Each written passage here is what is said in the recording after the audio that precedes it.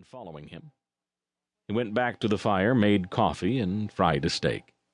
Then slept for a couple of hours.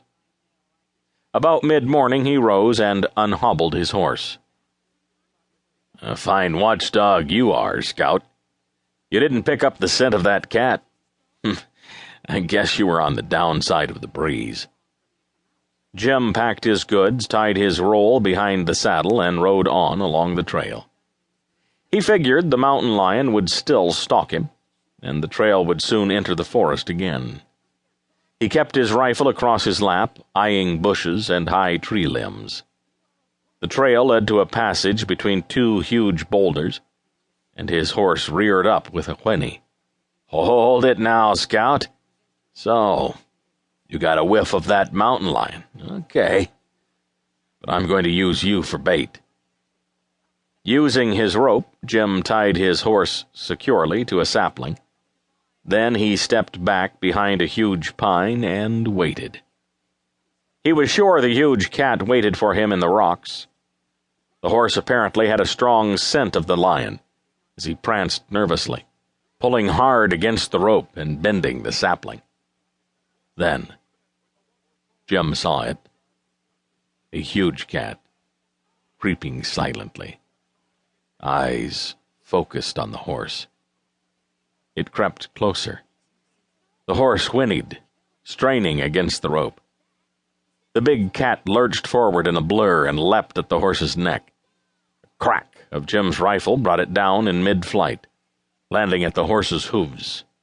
Jim strained to pull the big cat away from the frightened horse. "Take it easy, Scout." Jim's soft voice eased the horse's fears. "Sorry about that, but we won't have to worry about this fella any more. Besides, I'll have fresh meat for dinner tonight." Several days later, the trail intersected a well-traveled road. Jim saw wheel tracks and figured it to be a highway. He headed west on the road a couple of miles toward a bridge, spanning a small stream. Jim dismounted and filled his canteen as Scout took in his fill. Wiping his mouth with his sleeve, Jim eyed a shady spot by a big pine and strolled over there, holding on to the horse's reins. "Well, we'll wait here, Scout. I've got an idea we'll have company soon." Scout nodded as if he understood. About an hour later, Jim spotted dust in the east. He rose and ambled back to the road. A Wells Fargo stagecoach with 6 horses came charging into view with a cloud of dust behind. Jim waved his hat and the driver pulled back on the reins. The guard beside the driver swung a double-barrel shotgun at Parker. Jim shouted to him, "Got room for one more?" The driver spat tobacco off to one side and eyed Jim closely. "You alone? Nobody behind them trees?" "I'm alone." "You tie your horse behind and get in. We'll stop at Hathaway Crossing for the night. Mrs. Hathaway runs the place, board and room.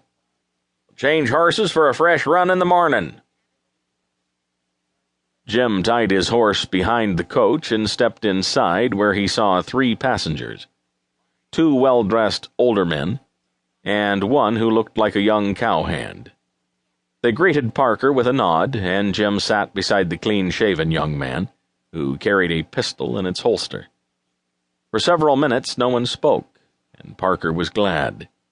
He would just as soon snooze anyway. "You going to Virginia City, mister?"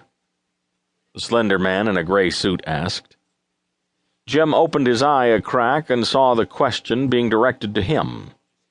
So much for his nap. "Is that where this stage is going?"